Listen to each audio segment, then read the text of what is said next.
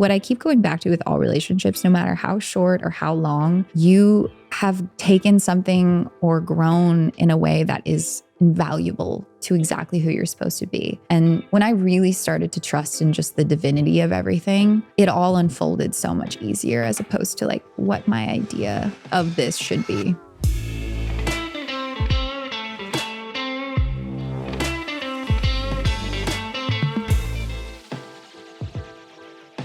Hi guys, welcome to Easy A, where we hope to get you that easy A in life. I'm your host, Alexis Wren. And I'm Allie Michelle. And we're here to talk about relationships. Specifically, romantic.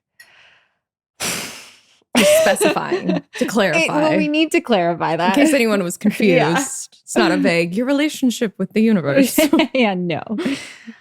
So, where do we want to start?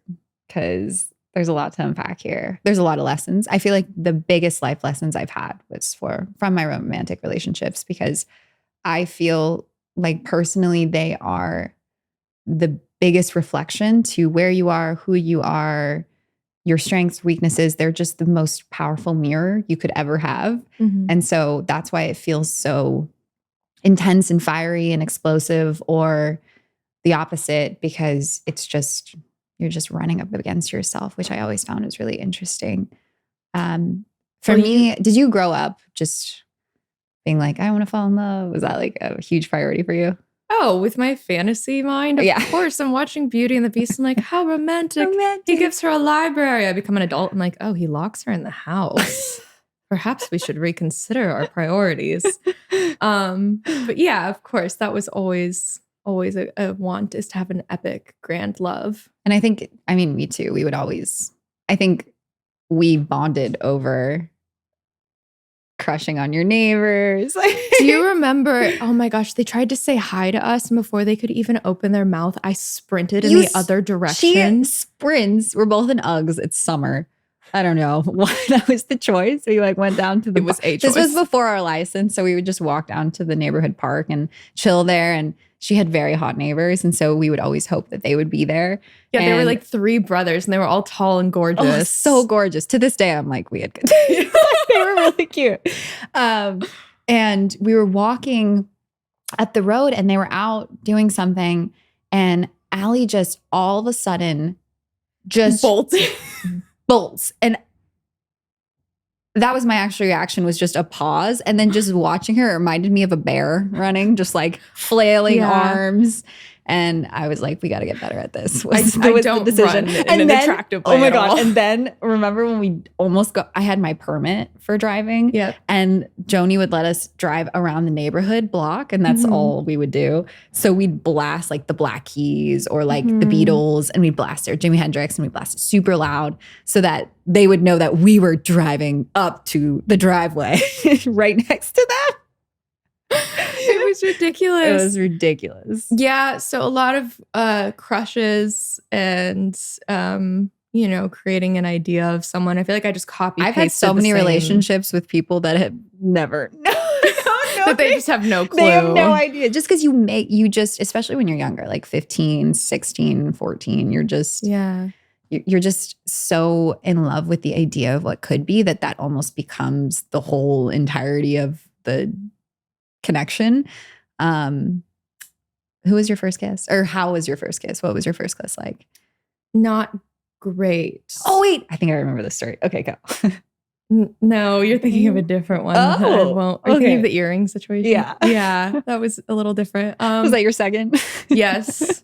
No, my first kiss, we were at a movie, and he did like the arm thing, and then his head would just kind of slowly like move half a centimeter every like couple of minutes. Oh, and it was slowly like this. I just remember being so clammy and sweaty during those types of moments. I was so nervous, and I thought it was at the end of Beauty and the Beast when they kiss, and then like fireworks flare, and he transforms into a prince.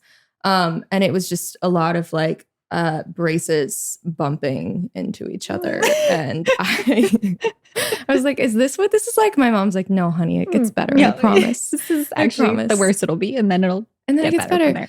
But I think that was part of the transition into womanhood was the death of all of the fantasies, and actually learning to not pick and choose which parts of someone to love and take the whole thing, because everyone has flaws. It's just like, whose flaws can you actually embrace? Yeah. Yeah, that was huge for me. And also a relief, because when I realized that it was more so a choice as opposed to this person that was made for you, it took all of that pressure off of finding the right one, and instead just like loving honestly, no matter what, even if you were with them for years and years, your whole life, or just a couple of months. Like, as long as we can say we loved honestly and truly, we've never lost, not one day in our lives. And I think that was, after every single heartbreak that I came through, that was the overarching lesson of like, as long as I felt like I gave myself honestly and I loved honestly and I showed up as the person I wanted to be, then there was no loss whatsoever. And especially with my last major heartbreak, that was actually, it's interesting how a woman kind of just knows. We just know. We do especially know. through poetry. I was like writing heartbreak poetry when I was deeply in love, and I was like, this is not a good sign. But I was just, in my journals, I would always write, he's such an amazing guy that if he ever chooses to leave, like, it's totally fine by me. Like, I just want him to be happy. And that was the first time I was consciously making those just intentions with myself throughout the relationship, because I think my higher self knew that he wasn't going to stay. And so when he did eventually leave and quote unquote proved right, I was like, okay, this is it. Like, this is the moment where I can decide whether or not the next person that comes into my life is the vibrational match of who I really want to be with and who is an actual partner and ready to be a partner, and not just like play a script of what they think is a relationship. And so when he came to me that night, the next day, wrote him a thank you card, folded his clothes up, sent it back, talked to his family. I was really close to this family as well, so that was kind of hard as well. But it was just like the grace that I felt throughout that entire period is the confidence that I'm standing on today. Because I was like, I did it. Like, I loved honestly. And that almost felt better than the relationship itself, because it was like a triumph, because I was sick and tired of seeing all of my wounds and shadows come out when things got hard in relationships, whether it ended or not. I was like, where is my grace? I just kept calling upon my grace to really just, because I knew, I was like, life is kind of like little tests and quizzes. Like, if you pass the test, the less you move on from the lesson. And I was like, this is it. I want this relationship to be that lesson that I finally break through from and break the pattern. And I feel like I really did with that one, it was not easy and not always graceful, but we got through it. Yeah, and that is something I so admired about you, is I think that was your most devastating heartbreak you had, but I had never seen you handle something with more grace. And people think of grace and I feel like they think it's easeful, like you said, but Yeah. I've never seen you call upon more strength in yourself than in those moments. Yeah. I just kept going back to like, I lost my mom. You're not going to break me. Like, Yeah. you know what I mean? Like, I've just gone through so much where it's like, yes, Yeah. losing you is definitely a very painful thing to go through. And I think I want to say this to a lot of people, just because I have the experience of this. Sometimes a heartbreak can feel more painful than a death, because it's someone still walking this planet that chose to leave you, as opposed to someone who died not choosing that. And so I almost want to say at some points of the heartbreak, it was almost more painful than losing my mom, just because they were walking around and they just chose not to be with you. They chose not to love you, not to participate in your life. And that it's a real rejection. So that's a good point. How do you bring yourself closure when you're not going to get it from the other person? For me, it was always about still getting closure just through myself. I would write, when I came to you in Hawaii in 2020, right after the breakup, I wrote countless letters to him that I'll never send. But it was just simply like, thank you. And one of the things that I really treasured from that relationship is I didn't necessarily take parts from him that I loved. He made me feel comfortable with the parts of myself that I've rejected. And so that was it was one of the biggest gifts he ever gave me, because I was like, oh, this part of you that everyone loves so much is such a deep part of me, but I have not felt comfortable showing that side of me, because I felt like I was playing a role. And just his dorkiness and his sweet and his humor and his charm, I was like, it felt like me. I was coming home to me through the relationship. And so I just kept going back to that, knowing that I had wholeness from the relationship. I wasn't broken because of the relationship. I was more whole than ever. And that was worth the pain. So I just kind of kept reminding myself that that was worth the pain. And then it's amazing because when you do, or if you do have that reconnection with them or that conversation, like we did end up having a conversation after we broke up. And that was huge for me because I was able to see the version of myself that has grown since the breakup in action. And that felt so good because it was almost like as much as my hurt, wounded child just wanted to crawl back into his arms,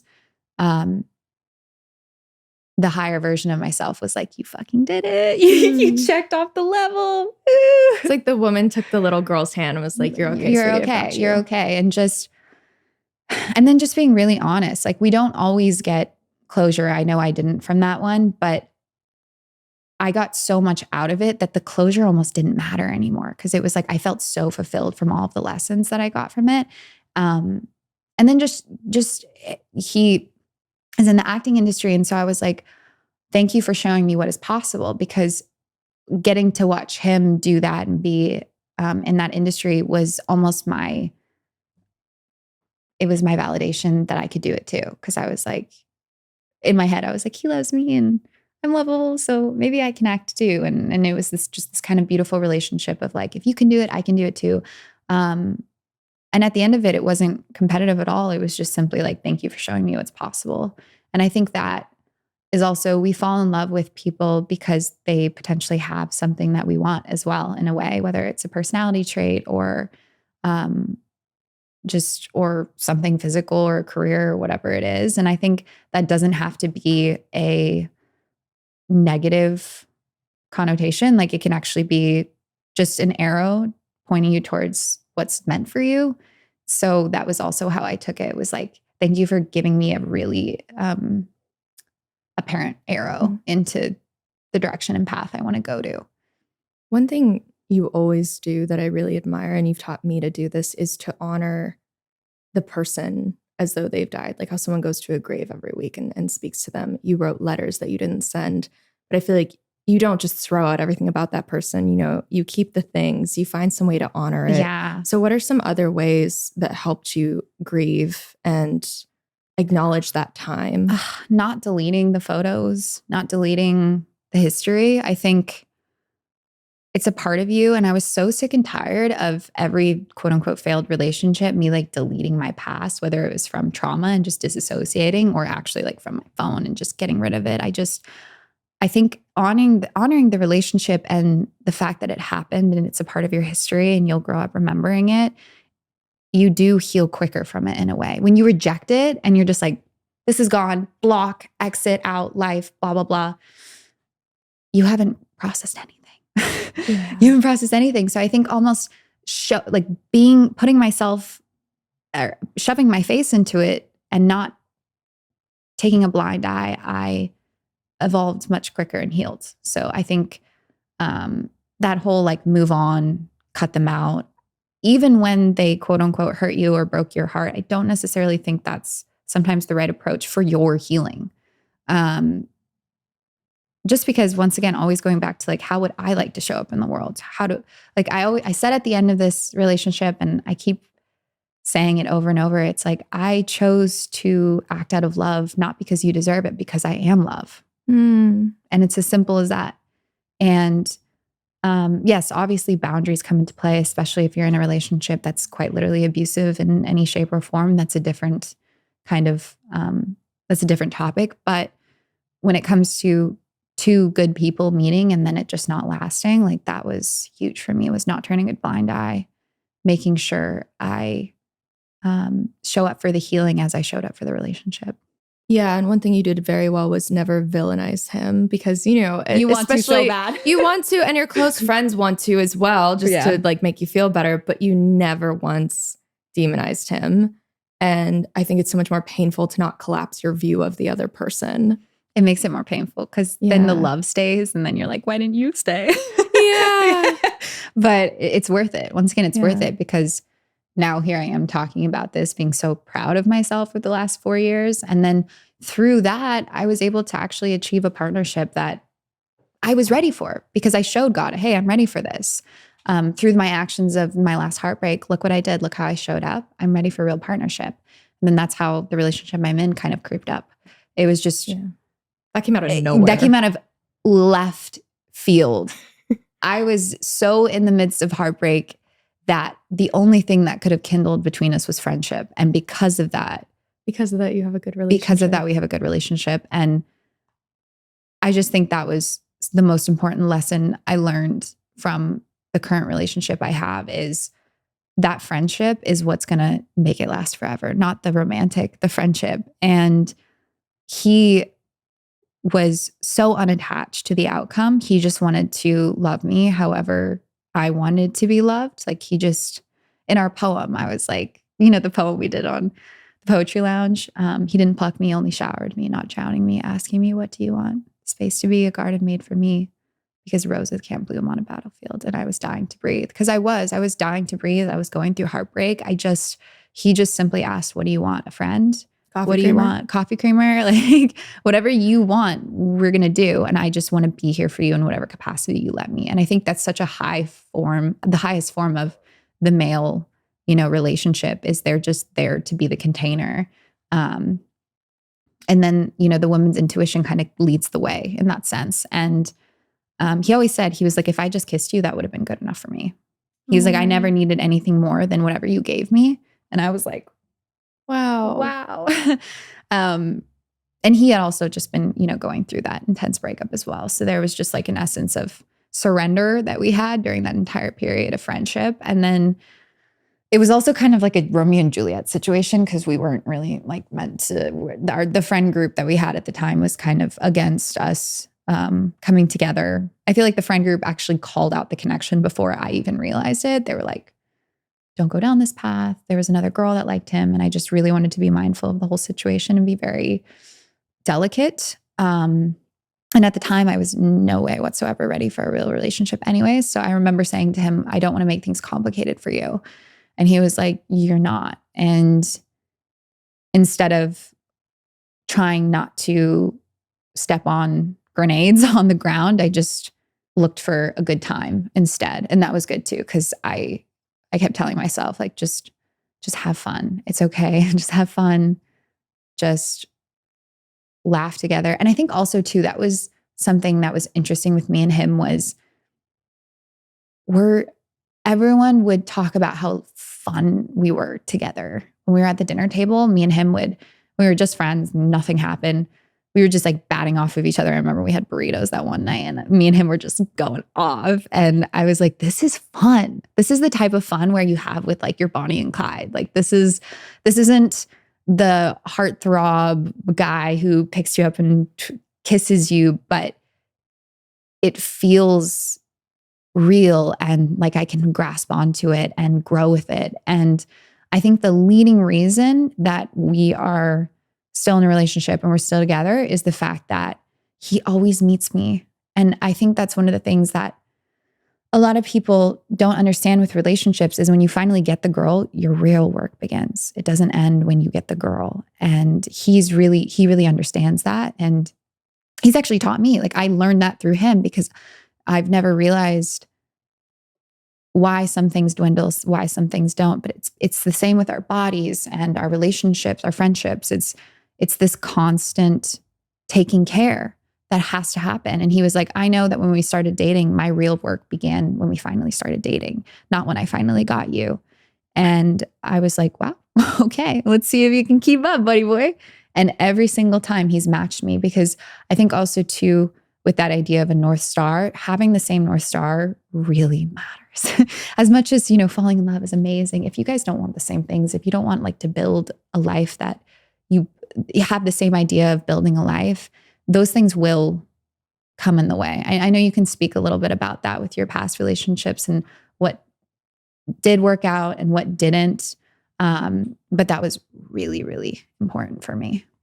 Yeah, it seems like when you guys hit normal pockets of turbulence that just happens in a long-term relationship, the fact that you share a dream and a life together, it always carries you through. Always. And then also a family together. Like he has childhood best friends that he's quite literally grown up with, and they're now my best friends and my family. And so it feels like we have our little kingdom together. And I think, and we never argue. That's the thing too, that always, like, we might bicker, but we never argue. And he is so good about that. He's so good at handling you, he's because so good. whenever you get so angry, he's like, "You want some ice cream?" Yeah. Like he just diffuses it immediately. Diffuses it immediately. And that's the thing. He's another thing he's taught me is whenever I'm trying to start an argument with him, and I say this by I'm hormonal or hungry and I just need to release in some way, and he's the closest person to me, we might be, let's imagine it as tennis. We might be going at the argument like that, but he's actually on the sidelines the entire time. And he surprises me because I'm trying to argue with him. And then he's like, "Babe, I'm over here." And I'm like, "Oh, my bad." And he was like, "It's us against the problem." I was like, "Right, sorry."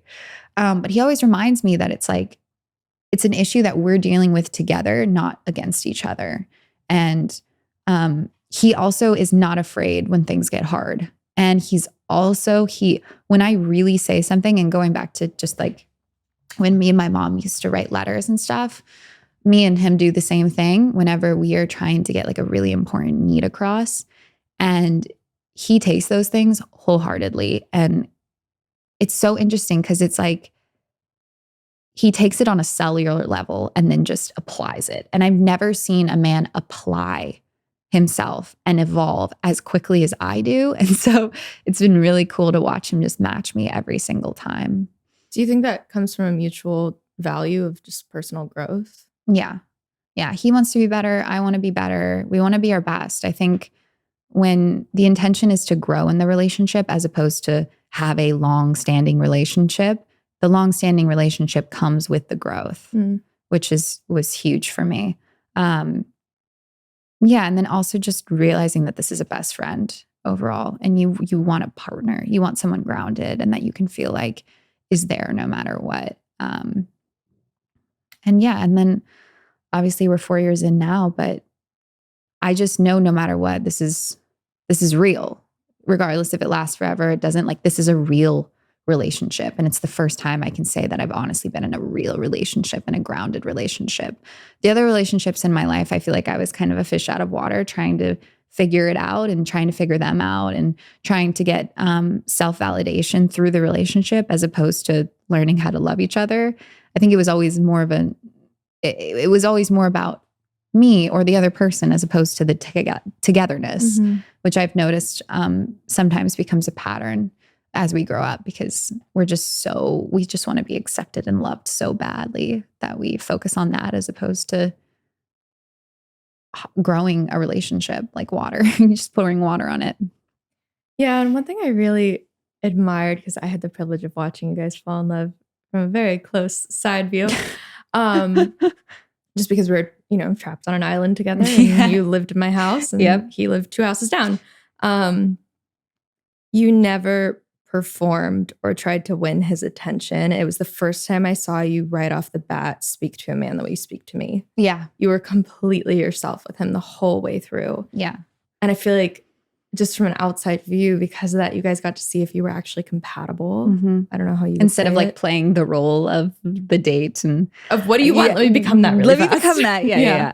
No, that was, I really believe that God's the best matchmaker. And I know you can speak to kind of like these dating apps, but like the fact that it wasn't, it would have never worked out if it was like, we're meeting on a blind date. And this is like, yes, we would have eventually, but it happened because of the way it happened, if that makes sense. And yeah, it was a natural growth as opposed to, I want to show you my best side. We're going on a date. Yeah. And sometimes I feel like that sets you up for failure because the mask falls off. The mask is just, you guys just both have a mask on. And then I also see nowadays with the dating apps, we're just so greedy and we're not giving a chance to actually meet the person or get to know them before we just swipe right or left. And it kind of makes me a little nervous about what that means for human connection.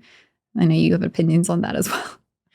Well, everything has its place. I mean, Dakota and his husband met through an app, technically. We were traveling. And so I do think you can find love on there. I personally don't use them. Every time I've fallen in love, it's been just through a friend or through surprise circumstances. It's been a wonderful surprise. To your point, it's like life is the greatest matchmaker. And sometimes for me, if I naturally meet someone in my day-to-day life, I feel like I'm vibrationally matching them versus an app, it's also so transactional. It's like, are they attractive? Like, oh, what are their interests? What are their hobbies? You're reading a bio and it just feels so icky to me. I'm like, the brand image. Also, I have no idea what someone's energy is if I'm staring at a pixelated JPEG. That's such an unfair way to judge someone. And attraction for me is like 90% an energetic thing. Yeah. Versus like physical features. So yeah, I think too, it's that. It's also the amount of options in the world. People are easily discarded because they're not perfect, or it's the idea of something better. So modern dating is hard. I don't have much else to say beyond that. But can you talk about dating? Because you're dating right now. Can you talk about, I mean, you have very strong opinions on what like a good date is and a bad date, but like, can you actually break that down? Because it's hilarious and actually really insightful for men. So any guys listening, this is helpful. Well, I don't really date. I do want to preface it with that. I don't know if I don't. I've been on. Okay, well, tell us about your idea of a good date. Yeah, I have an idea of a good date. I'm not someone who enjoys dating because I'm so introverted. And so the idea of kind of being held hostage at like a 3.5-hour dinner when I'm not sure if I like someone is terrifying to me. So that is a big misconception because a lot of men are like, oh, it's so nice when we pick her up and da-da-da. But you said that the first date, it's so much better when you meet because if it's not happening and the connection is not there, you don't feel like you're being held hostage. Well, I feel like dinner has this strange expectation of like,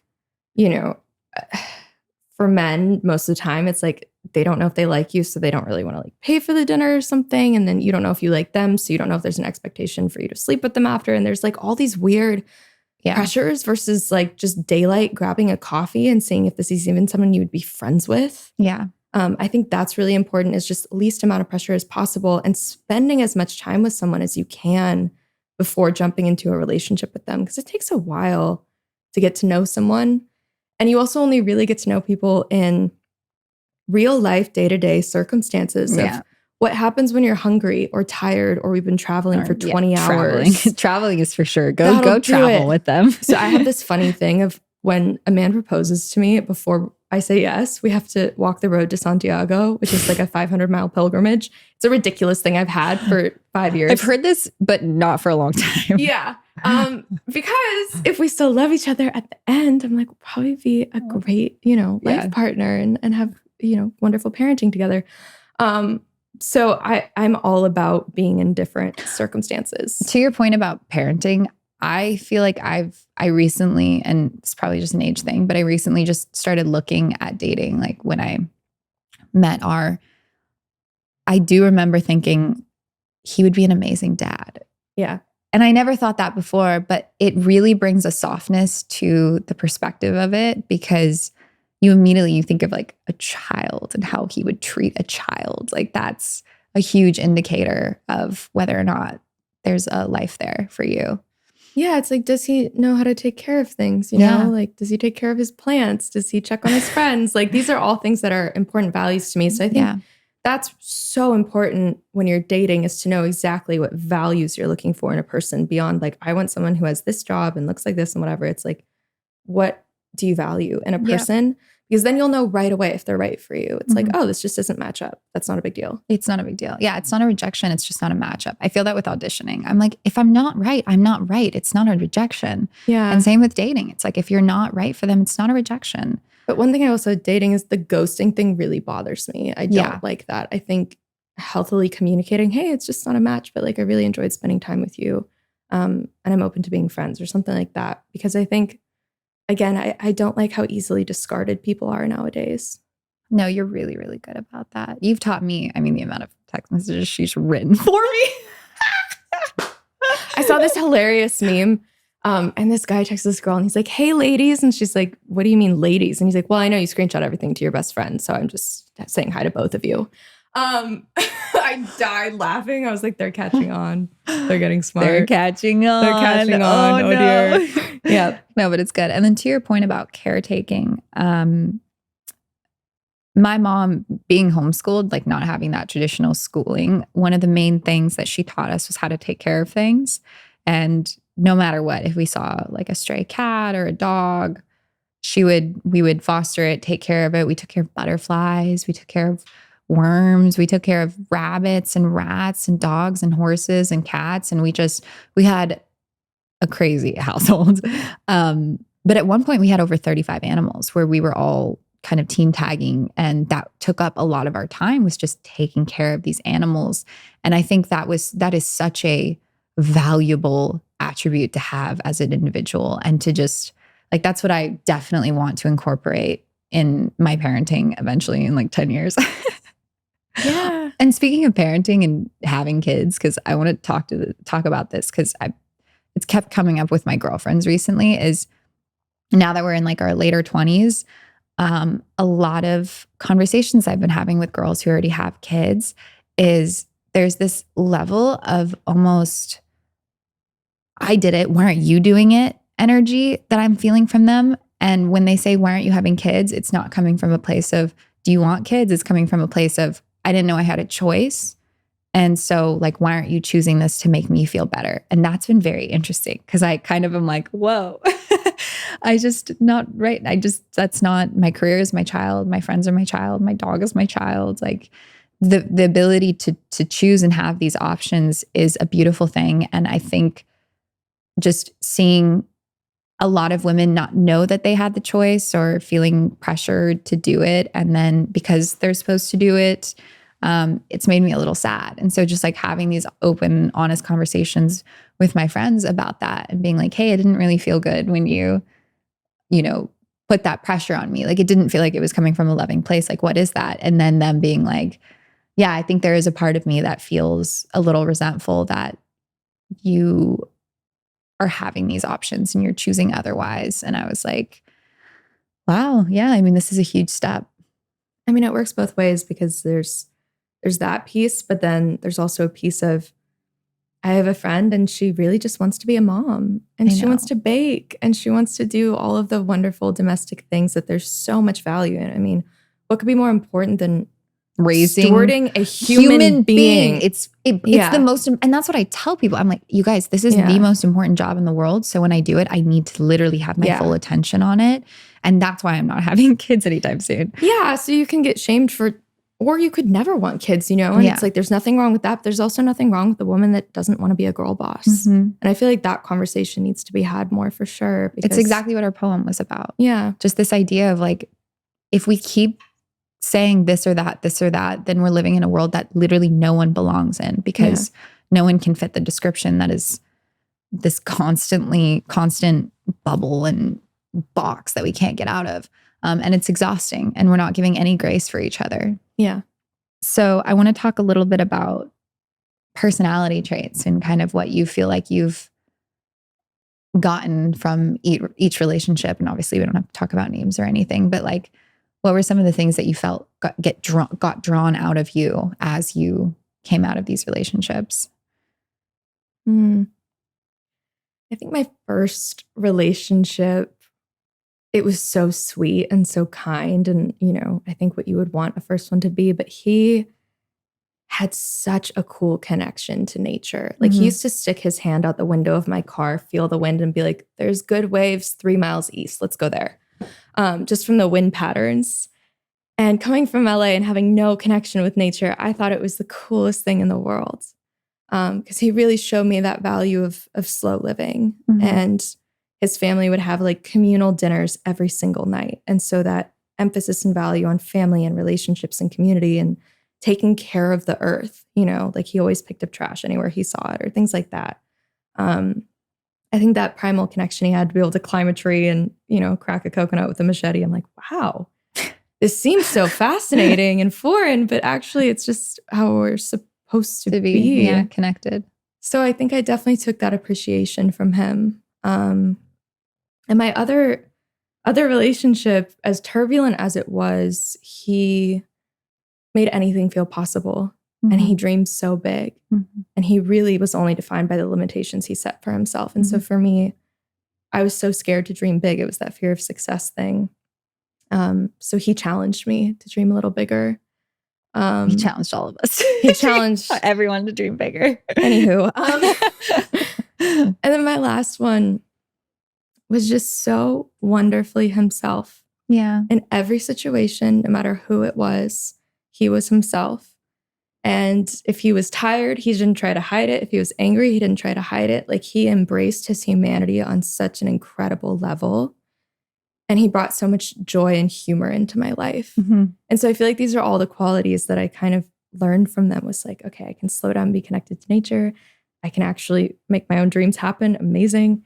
And I can be human while you're doing every situation. Yeah. Yeah. Wow.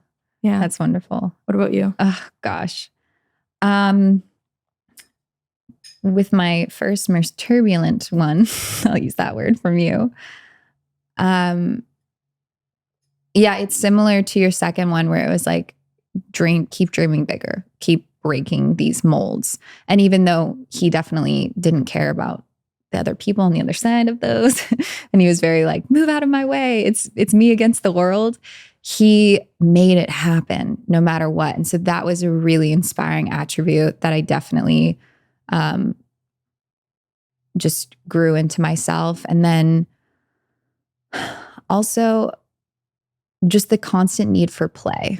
Sometimes it was a lot because it felt like I was dating a 2-year-old, but in other times I was like, no, I actually do need to lighten up. I think we had just met right after my mom died. And so there was this heaviness, and we had connected because his mom also passed away. And so I was like, oh, he gets the heaviness. And, but the way he grieved was, completely different from mine. And so I definitely took that as in, okay, like, let's have fun. Let's go, and also this idea of adventure too. Like, that was his main thing, was adventure and adrenaline. And it was really, I saw parts of the world with him because of him that I wouldn't have ever in my life. And so that I'll be forever grateful for, even though I was exhausted emotionally and mentally. And it did just wear me out to the brink of just sickness and exhaustion. It was worth every single flight we got on. And I'll just say the last two, for the one before I just keep going back to, it's not necessarily that I took something from him. He just showed me all the parts of myself that I'd been rejecting were actually the most lovable, and I could bring those to the forefront and really like be me fully and know that is the part of me that people love the most. What a gift. Yeah, what a gift. And just the charm, and not, he's so charming, one of the most charming people I've ever met. And I have that in me, but I think I would downplay it just because it would lead, whatever. It just got complicated. But he was just like, no, like, love, make everyone feel special. And I was like, oh, that's a really cool way to look at it. And just because I think as a female, you always want to be careful, like, not to lead people on and all that thing. But I saw how magical it looked and felt. And given the downside of that was there's like, definitely he didn't take responsibility for the connections that he made. Like, I always say, he gave a lifetime in a short time. Like, it was very much so like, you're my best friend, you're my everything. And then as soon as he got that intimacy, it would just be like, okay, bye. So there was like that level of it where he didn't take accountability for the intimacy that he created. But watching the way that he created the intimacy was really fascinating and beautiful. And I definitely took that on. And then with R, my God, what have I not learned from this man? My relationship to God has strengthened because of him. He's literally God's helper. And he's definitely, he always say, he's like, oh, my selfless actions are because I'm being selfish, because I know that if I help everyone else, my dreams are going to come true. So and I'm like, yeah. Okay, you might have that awareness, but you still quite literally are always helping people. And that's your main thing. And it's inspiring to watch that happen. And also just his humor of just like, it really doesn't have to be that serious, which me and you both needed. We had the soul, the depth, but no humor. The two of them, because they're best friends, they lightened us up. Yeah, we so needed serious. We're like, we have to always be working on ourselves. And they're like, have so you heard of this heavy. thing called being human? Yeah. It's supposed to be a ball. Yeah, let's just they truly, I mean, R really did remind me that it's just about having a giggle with your friends. Like that's it. That's the whole point. Or they say we're all just giggling our way home or something. Yeah. No, truly. And that is the whole. Now I walk into a scenario and I'm like, I just want to make people giggle and laugh and just feel some sort of levity in their day. And if I did that, then I succeeded. And whereas before I was like, I want to make you feel something, or it was just this like kind of, I want to say almost like egotistical perspective of like, oh, I'm so wise, let me help you, as opposed to now where I'm like, I just want to make you, I just want you to have a good time. However, I can facilitate that. If that's me just talking about this or that, or if it's me cracking a joke, like, and then also just, like not being afraid to show up just exactly as you are. Yeah. And just be so you that it's almost just, that's the thing with R. He has such a distinct personality and voice and character. And everyone's just like, oh, that's R. Like just so sturdy in his personality. And I was like, that's what I want to be. I want to be so me that it's almost like a scent that you can smell. I just want to be so me. And I've been learning that through him. So it's been this really amazing journey to like the whole self that is me. He's also unbothered by life and side story. The psychic he saw, because we always wondered, we're like, how does he just not react? Yeah. He talked to a psychic once, and she said that he was an alien playing a card game with his other friends, and he lost a bet and had to come to Earth. That's why he's here. And that's why he's here. I was like, perfect. I had never heard something more accurate in my life. He went to the lady and he was like, I've never felt more seen in my life. Thank you. And then walked away. He's the alien who lost a bet. Yeah, truly. And so I feel like I'm learning from an alien that's kind of looking at Earth from this high perspective. And he has a twin brother. And his twin brother laughed and he was like, R hates playing games. And so he was saying that his twin was the one who wanted to play, and then they lost, and then R had to go because of him. Because they're twins. Yeah, because they're twins. Which sounds like something that R would get into. It does. You're like, I guess if you're going, can't let you do this alone. Oh, okay. Yeah. But yeah, and I think, wow. I mean, just looking at all of these relationships from this like outer zoomed lens, it's really insane to see how much we've taken from all of them. And that's really true. What I keep going back to with all relationships, no matter how short or how long, you have taken something or grown in a way that is invaluable to exactly who you're supposed to be. And that divineness, that when I really started to trust in just the divinity of everything, it all unfolded so much easier as opposed to like what my idea of this should be. Yeah. And one thing I really do want to speak to, I read this the other day, that the heart doesn't measure love in time. It measures it in resonance.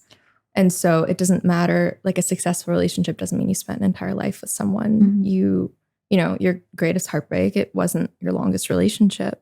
And so I look at some of the most transformational, beautiful connections I've ever had, and they were a wink of time. And so I think not invalidating, oh, it wasn't successful because it didn't last 72 years. It's like, it was though, because the love did exactly what it needed to. It transformed you both. Kind of want to end it there because that was really good. Okay. Well, are we doing the game? Oh, yeah, we have a game. Yeah, we have a game. Okay. Oh, I could have skirted past that. I know. I was going to forget. Oh, man. Okay. This will be quick. I should have skirted past that. So we wrote I don't even like to say the word ex. It's a weird one. But we wrote some of our past partners' past partners' initials on a piece of paper. And I'm going to say an initial, and Allie or me, I'm going to choose a song that kind of encompassed the relationship. And for copyright issues, we can't play the song. So make sure you Google the song. Great. Okay, I'll go first for you. Okay. S. Daylight by David Kushner. Oof. Yeah. Oof. I know. B.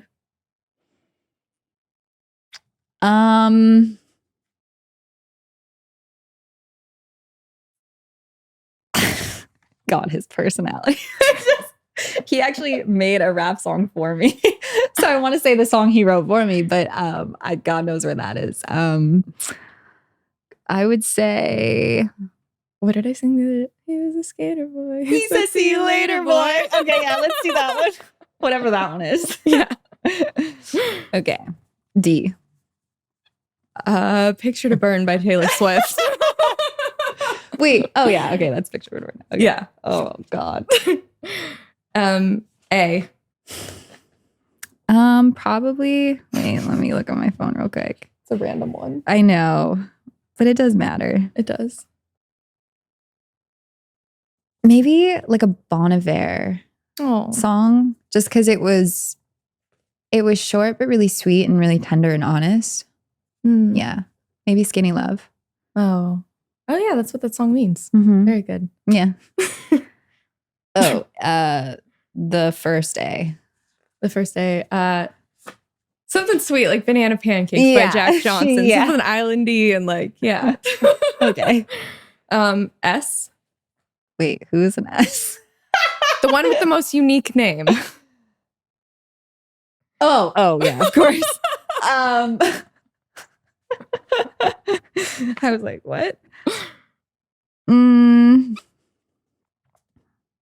I actually have a SoundCloud mix that I made for him, and it's called The Sounds of You. And it's just tropical lo-fi beats for like 45 minutes. So I would probably say for him for that, because he was this wonderful man and connected me back to nature and myself. And I was really like just all over the place when I met him. So he just calmed me to center. B.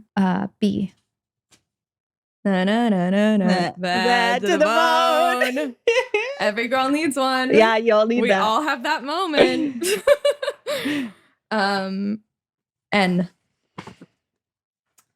There's this song called I Don't Miss You by, I think her name's Caribou, Cruboou,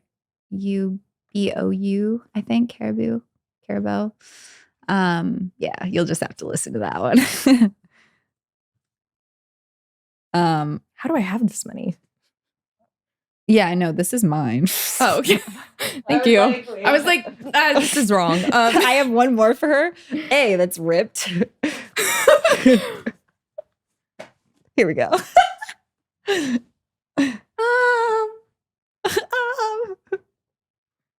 like, two things come to mind. Okay. Either, something calming like the Devi prayer, or like a 432 hertz. Yeah, no, I think actually like probably a beautiful piano song by Ludovico Unati or something. Oof. One of those. That's what I'd say. J. J1 or 2. I'm just kidding.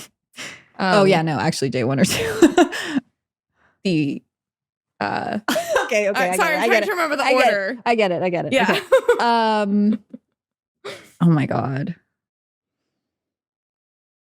What's a good Taylor Swift song that represents that one? Because I don't know. You're asking me? I know. T Swift seems encapsulating. I know. She knows how to say it. Probably, this song.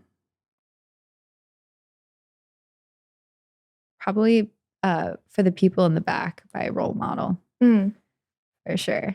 Because I feel very like, I don't need nobody else. I don't need you. Very good. Okay. R. Okay, so definitely had this one written down. It is either First Class by Kitten Rainbow Surprise. Oh, that song. That song gets me every time. And yeah. If you guys don't know that song, it's the encapsulation of it is basically, we're not going to be here a long time, but like, let's do it right. And let's do it in first class. And like, let's vibe. And, you're going to go off and do all these amazing things. But at the end of the day, it's like just us. And it's just really beautiful. And then, or High or Low by Chance Pina. High and Low. Just like through that thick and thin, just the stability through all the ups and downs. Yeah. Definitely. Very good. Oh, that was we did it. nervous, but that was cool. No, that was uncomfortable. Yeah. Very uncomfortable. But we did it. Well, we did it. That's all, folks. That's all. Moving on swiftly. Have a great rest of your day.